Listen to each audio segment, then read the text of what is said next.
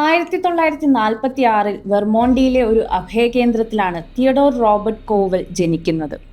ബാല്യകാലത്ത് Ted വിശ്വസിച്ചിരുന്നത് തൻ്റെ മുത്തശ്ശി മുത്തശ്ശന്മാർ മാതാപിതാക്കളാണെന്നും സ്വന്തം അമ്മ തൻ്റെ മൂത്ത സഹോദരിയാണെന്നുമാണ്.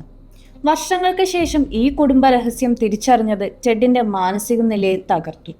അച്ഛനാരെന്ന ചോദ്യത്തിന് കൃത്യമായ ഉത്തരം ലഭിക്കാത്തതും തൻ്റെ ജനനം ഒരു അവിഹിത ബന്ധത്തിലാണെന്ന തിരിച്ചറിവും അയാളിൽ സമൂഹത്തോടുള്ള പക വളർത്തി. അമ്മ പിന്നീട് ജോണി ബണ്ടി എന്നയാളെ വിവാഹം കഴിച്ചതോടെയാണ് അയാൾ ടെഡ് ബണ്ടിയായി മാറിയത്. പഠനത്തിൽ മിടുക്കനായിരുന്ന ടെഡിന് കോളേജ് കാലഘട്ടത്തിലുണ്ടായ ഒരു പ്രണയ തകർച്ച അയാളിലെ കൊലയാളിയെ ഉണർത്തിയെന്നാണ് കരുതപ്പെടുന്നത്. സുന്ദരിയായ ആ കാമുകി അയാളെ ഉപേക്ഷിച്ചു പോയത് ഒരു വലിയ മുറിവായി മാറി. പിന്നീട് ടെഡ് കൊന്നൊടുക്കിയ മിക്ക പെൺകുട്ടികൾക്കും ആ കാമുകിയുമായി അവിശ്വസനീയമായ രൂപസാദൃശ്യമുണ്ടായിരുന്നു. ഒരു പക്ഷേ ഓരോ കൊലപാതകത്തിലൂടെയും അയാൾ തൻ്റെ പഴയ കാമുകിയോട് പകരം വീട്ടുകയായിരുന്നു.